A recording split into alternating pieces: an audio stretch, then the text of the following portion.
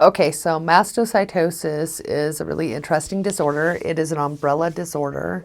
It is an immune system issue that's similar to like lupus-ish, kind of in that category, but very different.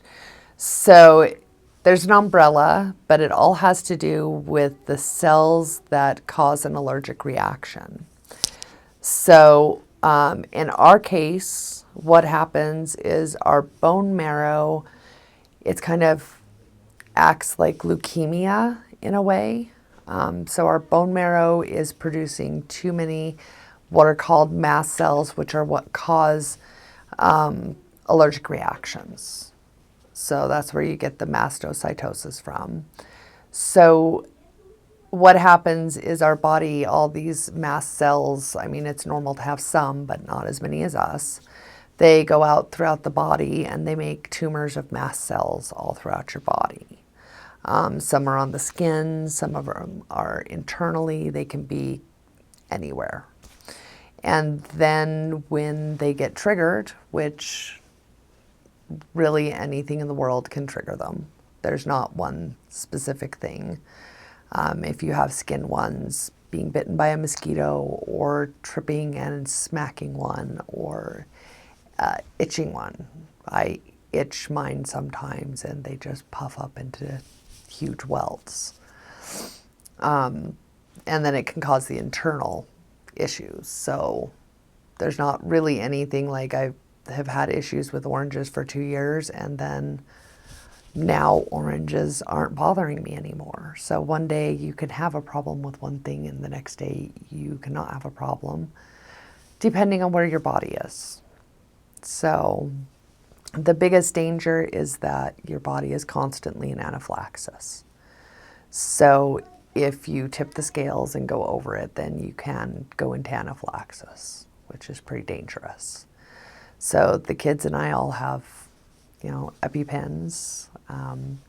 We've had to use them pretty often on Richard. A lot of times people with mastocytosis, for some reason, will have attacks in the morning.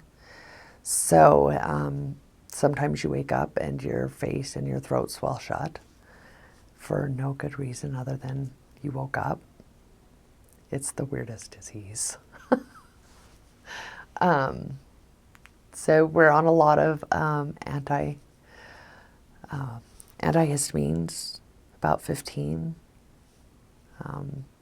depending on how high our tryptase is. Tryptase is the waste product that is left behind by mast cells. Basically, mast cells rupture and send out the to the body to bring in the white blood cells, and that's what causes swelling. Does that make sense? So when they all rupture, then you'll have a higher tryptase. So in our case, our tryptases normally sit around in the 20s on an everyday average. The average person's is 0 and no higher than 10. So pretty high, not the highest. They can be a lot higher, especially in the middle of an attack. It means that Richard spent almost 9 months in person, back and forth, before we could figure out what was causing it in him. And he has it intestinally very badly and in his stomach. So when he would have an attack, you'd see the facial swelling, but then his guts would quit working and he'd get really sick and they'd think he had a blockage. But what's really happening was his insides were swelling up just like his face was swelling up. And because of that, nothing could work. So he'd spend a week or 2 in the hospital waiting for the swelling to go down and for everything to calm down. Now we give him an EpiPen and it makes that go down. So that's nice. But it took him almost dying to find it because it's such a rare disease anyways.